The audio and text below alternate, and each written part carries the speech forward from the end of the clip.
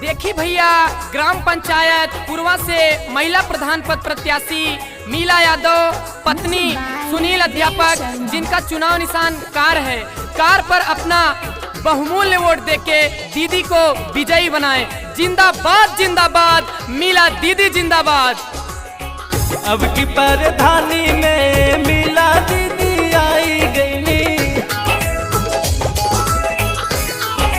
हाँ, अब की प्रधानी में मीला दीदी आई गई। अब की प्रधानी में मीला दीदी आई गई। नहीं के मिलके सब जितैहा, सुन दीदी हो, करवे पे मोहर सब लगैहा, सुन बहिनी हो, नहीं के मिलके सब जितैहा।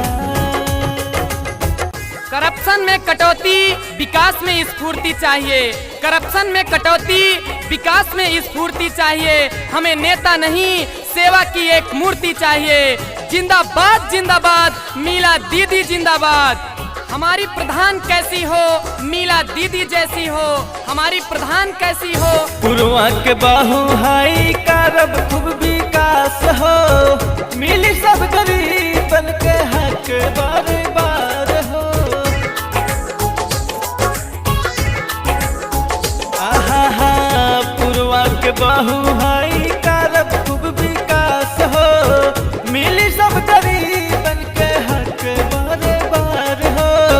देखनी सबके बार बार मीला यादव के एक बारे, बहुमत देके सब जितैहा, सुन बहिनी हो, प्रधान मीला के बनैहा, सुन दीदी हो।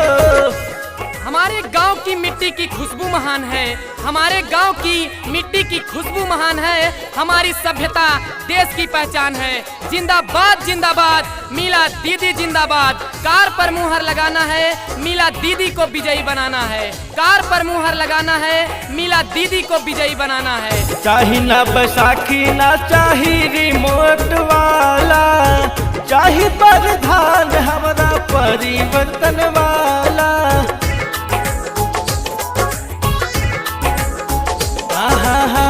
चाहे ना बैसाखी ना चाही रिमोट वाला, चाहे प्रधान हमारा परिवर्तन वाला। मीला दीदी के साथे बाटे पूरा गौवा हो, नहीं के प्रधान सब बनैहा, सुन बहिनी हो, करवै पे मोहर सब लगैहा, सुन दीदी हो। ना भूले के बा ना भुलावे के बा, ना भूले के बा ना भुलावे के बा। अब की बार ए चाचा मीला दीदी के विजयी बनावे के बा। जिंदाबाद जिंदाबाद मीला दीदी जिंदाबाद। कार पर मुहर लगाओ, दीदी को विजयी बनाओ। कार पर मुहर लगाओ, दीदी को विजयी बनाओ। पूर्वा के बाहु हाई चुनिहा सभे मिल के, केहू के न बात सुनिहा सुनिहा अपना दिल के।